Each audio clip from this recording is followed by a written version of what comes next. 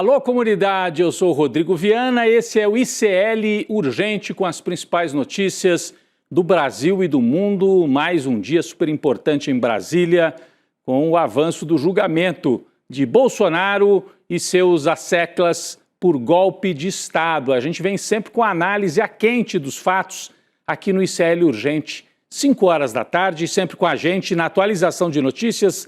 A Laura Couto, lá na redação do ICL. Boa tarde, Laura. Boa tarde, Rodrigo. Boa tarde para você que está nos assistindo pelos canais do Instituto Conhecimento Liberta e Eduardo Moreira no YouTube.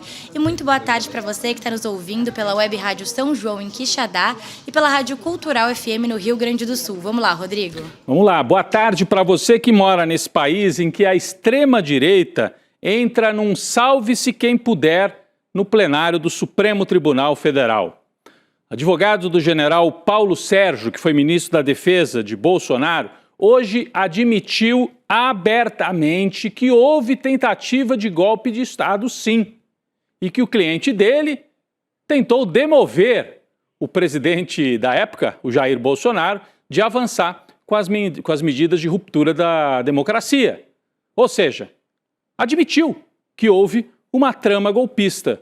Para mim, esse foi o fato mais marcante nesse segundo dia de julgamento. Daqui a pouco vamos trazer esta fala, esse contexto e também tudo o que aconteceu em Brasília. O voto de Alexandre de Moraes, o relator do processo, ficou para a próxima terça-feira. Nós vamos trazer todos os detalhes a partir de agora no ICL Urgente. Bolsonaro um pouco mais perto da cadeia. Chegou ao fim hoje, por volta de 1 da tarde, o segundo dia de julgamento do ex-presidente e mais 7 réus acusados pela tentativa de golpe de Estado. Hoje falaram as defesas de 3 generais, defesa de Augusto Heleno, de Paulo Sérgio Nogueira, Walter Braga Neto, além desse aí que está na tela, o defensor, o advogado do capitão Jair Bolsonaro. Bom, nenhum dos 8 acusados do núcleo crucial esteve presente hoje lá no plenário da primeira turma do STF. O ex-ministro e general da reserva Paulo Sérgio Nogueira, que foi o único réu a comparecer ontem lá ao STF, esta aqui é a imagem de ontem, e que sinalizou que iria hoje também, acabou não indo. E curioso porque hoje era a defesa dele. Ontem ele estava lá e acompanhou a defesa dos outros. Mas hoje que o advogado dele subiu à tribuna, ele preferiu não ir. Depois que nós vimos o conteúdo da defesa do advogado, do general Paulo Sérgio, a gente entendeu melhor porque que ele não foi. O advogado dele jogou para cima de Bolsonaro a batata quente e tentou salvar a pele do general Paulo Sérgio. Vamos conferir a partir de agora as principais partes desse julgamento das sustentações orais, como se diz, né? Sustentações orais das 4 defesas nesta quarta-feira. Vamos começar aqui pelo advogado Matheus Milanês, responsável pela defesa do general Augusto Heleno. Ele foi o primeiro a falar hoje. Para o advogado Milanês, Alexandre de Moraes teve uma atuação muito mais ativa em investigar testemunhas até do que da própria acusação representada pela PGR. Ou seja, o advogado de Heleno acusou de parcialidade o relator do caso. Usou palavras até mais duras. Vamos ver a fala do advogado do general Heleno. Vamos lá. Foi indagado pelo ministro relator a respeito de uma publicação dele nas redes sociais que não consta dos autos. Ou seja, nós temos uma postura ativa do ministro relator de investigar testemunhas. Por que o Ministério Público que não fez isso? Qual o papel do juiz julgador? Ou é o juiz inquisidor? O juiz é um imparcial, o juiz é um afastado da causa. Por que o magistrado tem a iniciativa de pesquisar as redes sociais da testemunha? É uma palavra forte que ele usou. Ele usou assim, ponto de interrogação. É julgador ou inquisidor? Inquisidor é forte. Jogou essa logo na abertura ali para cima do Alexandre de Moraes. O advogado de Heleno também afirmou que o seu cliente foi deixado de lado por Bolsonaro depois que o ex-presidente se aproximou do Centrão, no meio do mandato, lá durante o governo do Jair Bolsonaro. Ou seja, em vez de negar o golpismo, o advogado de Heleno preferiu dizer assim: olha, o meu cliente não se envolveu na conspiração porque ele foi afastado do núcleo de poder em torno de Jair Bolsonaro. O advogado usou até, colocou no telão do Supremo o trecho de uma reportagem que trazia exatamente esse contexto. Vamos ver. Tá aqui, ó. Famoso na campanha de 2018 pelos ataques ao Centrão, Augusto Heleno assistiu de camarote no Planalto a Jair Bolsonaro entregar o governo aos tão odiados inimigos políticos do Congresso. Bolsonaro deu a Casa Civil a Ciro Nogueira e fez uma aliança com Arthur Lira que garantiu a governabilidade na Câmara. Com novos amigos, Heleno foi sendo deixado de lado por Bolsonaro. Essa aqui foi a tese do advogado. Do tipo, ele foi rifado, se houve golpismo, ele não ficou sabendo, coitado do general Heleno, não estava nem sabendo. Ah, não, tem a caderneta, a famosa agenda, em que ele deixou tudo por escrito, mas enfim, essa aqui foi a linha de defesa do advogado, do general Heleno, que deixou o entorno do ex-presidente bastante irritado, porque pareceu uma traição do general, né? Se o Centrão rifou o Heleno rifou o Bolsonaro. Essa foi a tese do advogado e, portanto, não participou do golpe. Essa foi a tese do advogado. Bom, agora chegamos à fala mais aguardada de hoje. A defesa do próprio Jair Bolsonaro. Foi o segundo a falar. O advogado Celso Vilardi, o cabeça do grupo de advogados do Jair. Assim como a defesa do general Augusto Heleno, a defesa de Bolsonaro também afirmou que houve pouco tempo para análise das provas coletadas pela Polícia Federal e que não teve acesso a todos esses documentos. Ao longo de todo o processo, a defesa vinha pedindo mais prazo, adiamento de depoimentos e até suspensão de audiências, e nesta linha também seguiu o advogado hoje. Vamos assistir um trecho. Nós não tivemos o tempo que o Ministério Público e a Polícia Federal tiveram. E nós não tivemos acesso à prova durante a instrução. Eu quero dizer a Vossas Excelências, com 34 anos, é a primeira vez que eu venho à tribuna com toda a humildade para dizer o seguinte: eu não conheço a íntegra desse processo. Eu não conheço. O conjunto da prova, eu não conheço. São bilhões de documentos. Numa instrução de menos de 15 dias, seguida de interrogatório.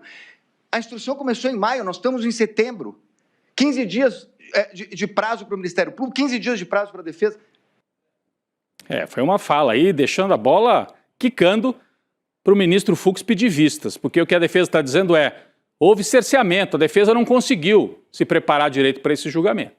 Essa foi a tese, pelo menos uma das teses levantadas pelo Celso Vilardi, principal advogado de Jair Bolsonaro, que falou hoje lá na tribuna do Supremo. Depois de Celso Vilardi, o terceiro a falar foi a defesa do ex-ministro do governo Bolsonaro. Eu citei agora há pouco. É o advogado Andrew Farias. E ele focou a defesa em desvincular o cliente do grupo de militares golpistas. Ele fez a defesa mais marcante de hoje, no meu entendimento. Andrew, o advogado, afirmou que o general Paulo Sérgio atuou contra o golpe de Estado, que estava desconfortável com medidas de exceção patrocinadas pelo ex-presidente. Com isso, ele jogou Bolsonaro na fogueira, porque a fala do advogado do general Paulo Sérgio deixou claro que houve, sim, tentativa de ruptura democrática. Vamos assistir um trecho. Veja o temor do general Paulo Sérgio, segundo a própria delação. Que esse grupo temia que o grupo radical trouxesse um assessoramento e levasse o presidente Jair Bolsonaro a assinar uma doideira. Mas não é só a palavra da delação. Brigadeiro Batista Júnior. Depoimento do Brigadeiro Batista Júnior. Penso que a partir do dia 11, eu comecei pessoalmente a entender que aquela garantia da lei e da ordem que nós estávamos abordando não era o que eu estava acostumado a ver nas Forças Armadas cumprirem desde 92. E nós começamos a ficar desconfortáveis. Quem? Diz o Brigadeiro Batista Júnior. Pelo menos eu fiquei desconfortável, o Brigadeiro Batista Júnior, o ministro Paulo Sérgio e o general Freire Gomes. Então, a principal testemunha de acusação, Brigadeiro Batista Júnior, está dizendo que o general Paulo Sérgio estava tentando demover o presidente. Eu achei que esse advogado, apesar de alguns momentos assim mais histriônicos e tudo, foi o que tecnicamente mais se aproximou de tirar o cliente dele da cena do crime. Você viu que ele colocou Paulo Sérgio ao lado do Brigadeiro Batista Júnior e do Freire Gomes como os 3 grandes chefes das Forças Armadas que impediram o Bolsonaro de fazer uma loucura. Segundo o advogado, o general Paulo Sérgio Nogueira atuou para demover Bolsonaro pessoalmente. Mas aí ele falou várias vezes, não, para demover, ele não deixava claro exatamente sobre o que estava falando. Demover do quê? E aí a ministra Carmen Lúcia questionou o advogado. Vamos ver esse momento em que a ministra e o advogado do general Paulo Sérgio interagem ali no plenário do Supremo. Vamos lá. Um esclarecimento, porque Vossa Senhoria, eu copiei aqui 5 vezes, diz que o réu, neste caso, o cliente de Vossa Senhoria, aspas, estava atuando para demover o presidente da República. Demover de quê? Porque até agora todo mundo diz que ninguém pensou nada. Claro, claramente, Vossa Excelência. Demover de adotar qualquer medida de exceção. Muito obrigado. Atuou ativamente. E a prova dos autos. Obrigado. Muito obrigada. É isso. Então, ele deixou claro. Atuou para demover o presidente de uma tentativa de ruptura democrática. Forte, né? Então, jogou o Bolsonaro na fogueira e tentou salvar o cliente dele. Será que foi suficiente para salvar o general Paulo Sérgio? Agora, foi suficiente para consolidar a ideia de que havia uma conspiração golpista. Por último, foi a vez da defesa de outro general, Braga Neto, que inclusive está preso, foi o vice do Bolsonaro na chapa de 2022, foi ministro. O advogado foi o José Luiz de Oliveira Lima, conhecido como Juca. Ele disse que o acordo de delação premiada de Mauro Cid foi fechado às pressas, sem anuência correta do Ministério Público. Enfim, ele tentou questionar a delação, quase que derrubar a delação do Mauro Cid e assim melhorar a situação do cliente dele, Braga Neto. Segundo o advogado de Braga Neto, o acordo deveria ser anulado por ser desprovido de provas. Vamos ver. Ele faz este acordo às pressas, sem anuência do Ministério Público. Eu quero dizer que eu sou um defensor do acordo de colaboração premiada. Eu acho que é um exercício do direito de defesa. Fundamental. Mas ele tem que ser coerente, ele tem que ter provas do que se fala. Pois bem. Bom, aí está a fala. E é importante ressaltar o seguinte, agora eu vou fazer um balanço aqui. Acompanhei com calma as falas de todos eles de manhã. Tanto o José de Oliveira Lima, o Juca, que a gente acabou de ver, advogado do Braga Neto, quanto o Celso Vilardi, advogado de Bolsonaro, você também acompanhou aí a fala do Vilardi, usaram esse argumento de que as defesas não tiveram tempo de avaliar a enormidade de provas digitalizadas. Eles reconhecem que a Polícia Federal, o Supremo, entregaram essas provas, mas, olha, é uma enormidade, essas provas foram lançadas lá no sistema, a gente não teve tempo, porque as provas teriam sido lançadas faltando pouco tempo para a instrução, para as audiências e tal. Então, a ideia, me parece, foi levantar uma suspeita de que a defesa não teve condição de se preparar, não tem igualdade, paridade de armas, como um deles chegou a dizer durante o julgamento. Não houve paridade de armas, é uma expressão que os advogados usam. Para mim isso ficou claro, assim, para outras pessoas com quem a gente conversou, que é uma bola levantada se o ministro Fux quiser pedir vistas, do tipo, deixa eu avaliar melhor, num caso tão importante, se houve realmente condição da defesa olhar todas as provas. Lançaram esta para o Fux. Vamos ver se o Fux vai pegar esta bola ou se não vai entrar nesta, que seria o adiamento, né? Se ele pedir vistas, pode ocorrer o adiamento por 2 meses aí do julgamento de Bolsonaro e dos outros acusados. Também houve a tentativa de Celso Vilardi, além desse trecho que a gente mostrou aqui, ele claramente tentou desvincular o Jair Bolsonaro, Celso Vilardi eu estou falando, né, o advogado do Bolsonaro, ele tentou desvincular o Bolsonaro de vários momentos do golpismo. Ele diz, o plano da Copa 2022 ele não participou, punhal verde e amarelo. Ele diz, o único momento em que o Bolsonaro poderia estar vinculado a alguma coisa é aquela reunião com os chefes das Forças Armadas. Estratégia para tentar reduzir pena, redução de danos. É muito difícil que o Bolsonaro não seja condenado a uma pena alta, mas é uma tentativa aí de dizer, olha, ele não participou de todos os momentos, então ele não pode estar julgado talvez por todos os crimes, os 5 crimes que são imputados a Jair Bolsonaro. Bom, agora, com base nestas defesas, a pergunta é: algum réu tem chance de ser inocentado? Pelo que eu vi hoje, o advogado que fez um trabalho melhor nesse sentido foi o advogado do general Paulo Sérgio. Tentou mostrar que até mesmo o brigadeiro Batista Júnior da Aeronáutica, em alguns momentos, diz que o Paulo Sérgio, veja bem, ele também estava ao lado daqueles que estavam querendo dissuadir, evitar uma aventura por parte de Bolsonaro. Mas, a essa altura, o voto e a decisão de Alexandre de Moraes já está praticamente tomada. Terça-feira, 9 horas da manhã, o ministro Alexandre de Moraes começa a apresentar o seu voto e aí a gente vai saber se algum dos 8 acusados vai escapar, no todo ou em parte, das acusações que lhe são imputadas.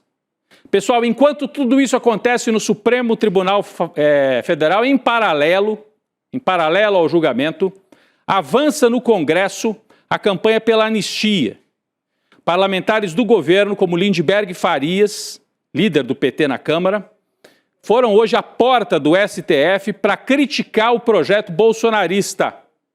Está aqui, ó, nós temos aqui uma foto exatamente do momento em que Lindbergh Farias, o deputado Orlando Silva do PCdoB, a deputada Fernanda Melchiona do PSOL lá do Rio Grande do Sul, foram denunciar o avanço da anistia, essa tática que está sendo costurada pelo governador de São Paulo, Tarcísio de Freitas.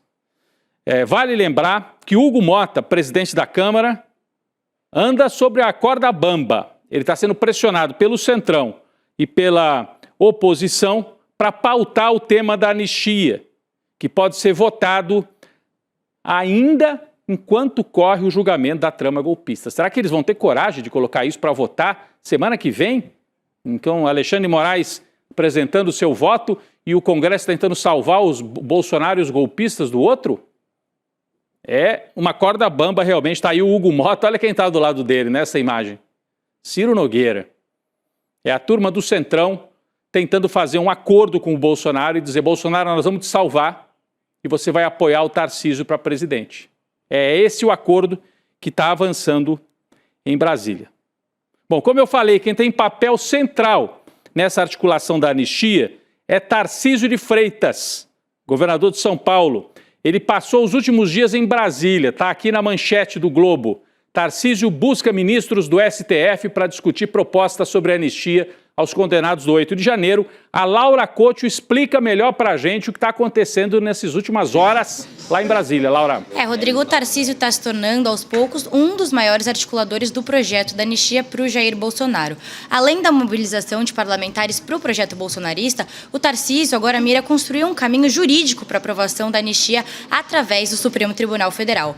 Para isso, o governador de São Paulo esteve em Brasília, como você mencionou, Rodrigo, procurando ministros do Supremo para costurar o projeto de perdão aos golpistas do 8 de janeiro. De acordo com conversas confirmadas pelo jornal O Globo, essa sondagem do Tarcísio com o STF ocorre porque uma avaliação de aliados de Bolsonaro acreditam que a Corte pode derrubar o projeto de pura inconstitucionalidade caso ele seja aprovado no Congresso. O Tarcísio realmente entrou de cabeça no jogo da anistia, né, Rodrigo? Exatamente. É um jogo perigoso para ele, Laura, pelo seguinte.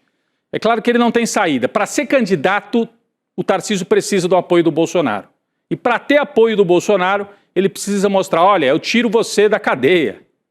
Então, ele resolveu entrar na articulação, jogar o peso do governador de São Paulo junto aos partidos para tentar aprovar a anistia na Câmara. Mas por que isso é arriscado? E é o capítulo que nós vamos tratar a partir de agora. Veja só. Quanto mais o Tarcísio estende a mão para o Bolsonaro acenando para a anistia, mais ele queima o braço inteiro junto a setores da elite tradicional, da direita liberal tradicional. Hoje, o Estadão e o Globo partiram para o ataque contra o governador de São Paulo. Olha só o que está aqui na tela. Editorial do jornal Estado de São Paulo, que fala em nome da elite paulista, nos setores do agronegócio, do mercado financeiro. Opinião do Estadão.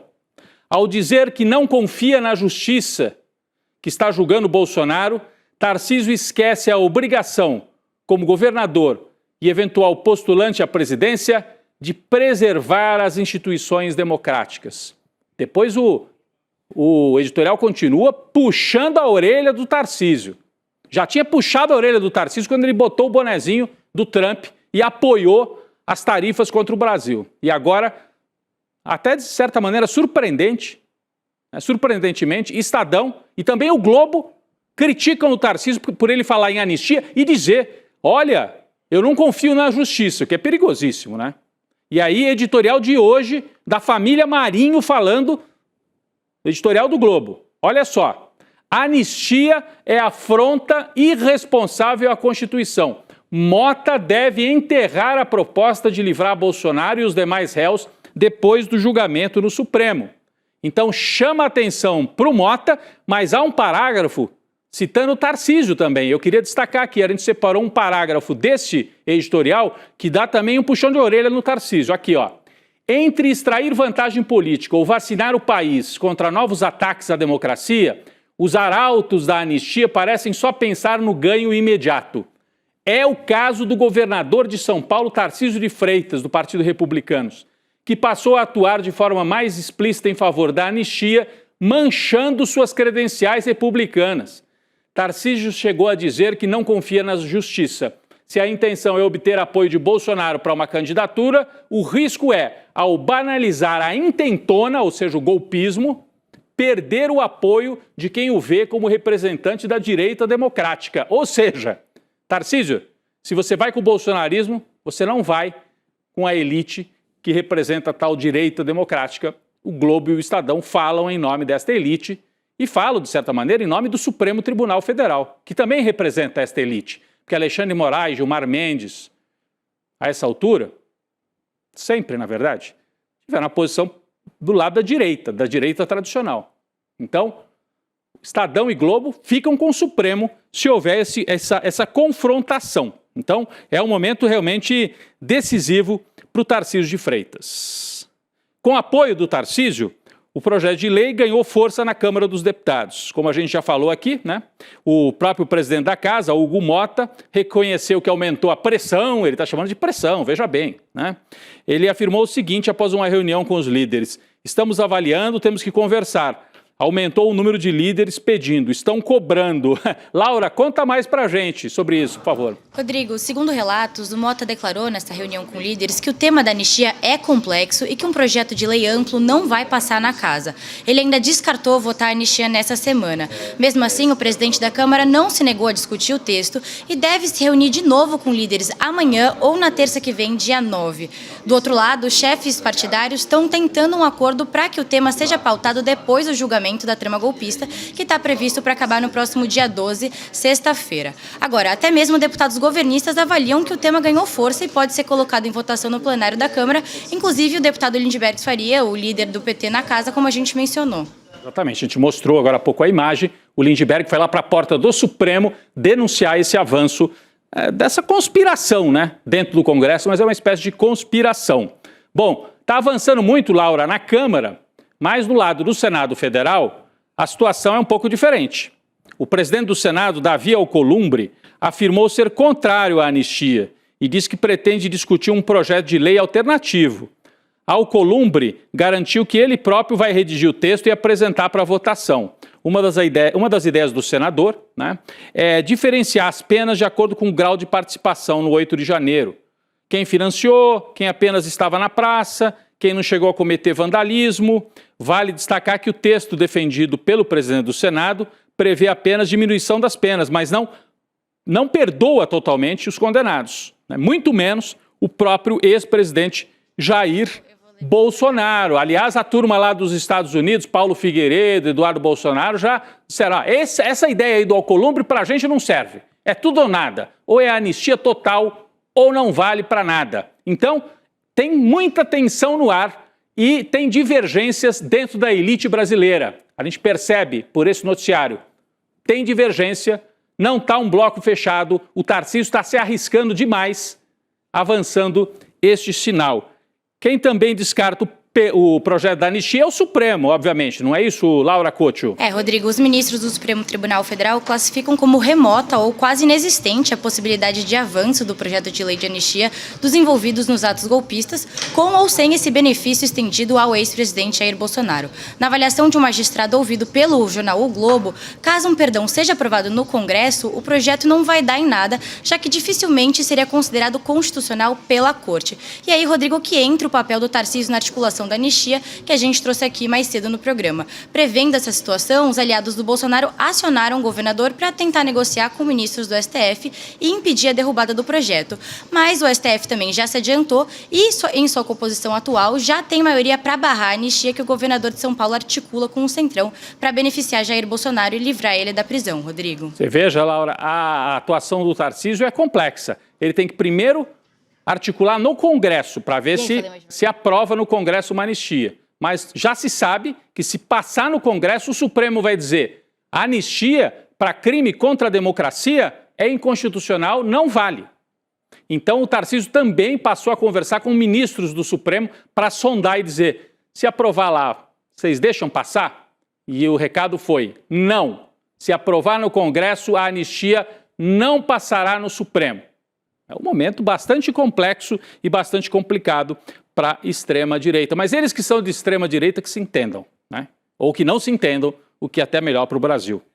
Bem, com o avanço na fase final do julgamento da trama golpista, os ministros do Supremo já esperam uma escalada de ataques por parte de Donald Trump contra a Corte. Isso porque os ministros desprezaram todas as manifestações do presidente norte-americano para que o julgamento fosse interrompido. O Trump está achando que está falando com quem, né? Parem o julgamento. Vocês se lembram? Numa carta enviada no dia 17 de maio, o Trump disse, abre aspas, este julgamento precisa parar imediatamente. Ele acha que está falando com quem? As informações são da Mônica Bergamo, da Folha de São Paulo. Ou seja, a informação de que eles devem aumentar as sanções depois da condenação se consolidar. Notícia importante que vem de Brasília também, a gente estava com todos os olhos, né, voltados para o Supremo, mas tem outras coisas acontecendo, projeto de anistia e tal. Olha só, o Senado aproveitou que os holofotes estavam voltados para o julgamento do Bolsonaro e aprovou um projeto que flexibiliza a lei da ficha limpa. Né? De acordo com o texto aprovado, o período de inelegibilidade continua sendo de 8 anos, mas o projeto antecipa o início da contagem para condenação. Ou seja, é a partir do momento da condenação e não só a partir do momento do cumprimento da pena. Isso é uma vantagem para o sujeito que foi condenado ali, né? Além disso, foi determinado um limite de 12 anos máximo, né, de inelegibilidade em caso de múltiplas condenações. A notícia boa é que o texto final excluiu uma brecha que poderia beneficiar o ex-presidente Jair Bolsonaro, que segue inelegível. Mais um plano frustrado da extrema-direita de levar a história aí no tapetão. E só para completar noticiário da política, né? Você viu ontem, PP e União Brasil oficialmente desembarcaram do governo Lula, da base do governo, e também embarcaram nesta articulação de Tarcísio Anistia para tentar fechar uma candidatura da direita para 2026. Laura, obrigado pela parceria, noticiário quente, trouxemos um bom resumo aí do que aconteceu lá no Supremo e tudo está no entorno, essa bandalheira da anistia que não vai passar, Laura. Pois é, Rodrigo, até amanhã, amanhã tem mais notícia. Tchau, tchau. Valeu, Laura. Agora um recado importantíssimo para a nossa comunidade, as vendas dos ingressos para o Despertar 2025 estão oficialmente abertas para o público, hein? Garanta agora mesmo o seu ingresso. Tá aí, ó, despertar2025.com.br. Deixa eu virar para cá, que tem até aqui um mais bonitinho aqui, ó. Dias 19 e 20 de setembro vai acontecer esse grande evento. Convidados, a nossa equipe de jornalistas, lideranças políticas, acadêmicas, líderes até do mundo espiritual, né? Vão lá falar, dar palestra, conversar. E a nossa equipe vai estar interagindo. É importante, no tempo de rede social, não ficar só na rede, no computador, no celular. Ir lá para esse contato, né? Tete a tete. Então, nos dias 19 e 20 de setembro vai acontecer em São Paulo, na Casa de Espetáculos Vibra, esse grande evento. Mas garanta o seu ingresso, hein? Porque está acabando. Despertar2025.com.br, o grande evento presencial do ICL em 2025. Está feito o convite. Pessoal, daqui a pouco começa o N2. Eu estarei por lá com o Chico Sá, com a Gabi Varela, toda a nossa equipe. O ICL Urgente volta amanhã. Valeu, gente! Ano passado estava lotado, mais de 4.000 pessoas vibrando com Serginho Grosman, Renato Freitas, Fátima Bernardes Mocotó, Bela Gil. Eu me arrepio só de lembrar. E esse ano, em 2025, a gente vai fazer um evento ainda maior. Nunca foi tão necessário reunir as pessoas, conversar sobre as mudanças que o mundo está passando. E a gente reuniu o maior conjunto de nomes para se apresentar nesse palco. A gente vai ter aqui, esse ano, o Miguel Nicoleles para falar de inteligência artificial, a Marina Silva para falar da questão do meio ambiente, Frei Beto, Leonardo Boff, a ativista Leida Guevara, filha de Che Guevara. A gente vai ter aqui também palestras com os nossos especialistas de marketing, de negócio, de redes sociais, falando sobre as transformações que estão acontecendo no acesso às redes, na comunicação. Vai ser espetacular. E a gente vai ter muita diversão também, com Margarete Menezes, com Leone e com vários outros artistas que novamente vão botar a casa para tremer, vão botar as pessoas para dançar, as pessoas vão se abraçar, vão abrir sorrisos tão raros hoje em dia e juntos a gente vai começar a revolução necessária aqui no Vibra São Paulo. Um momento que vai ficar guardado nas páginas da história desse país.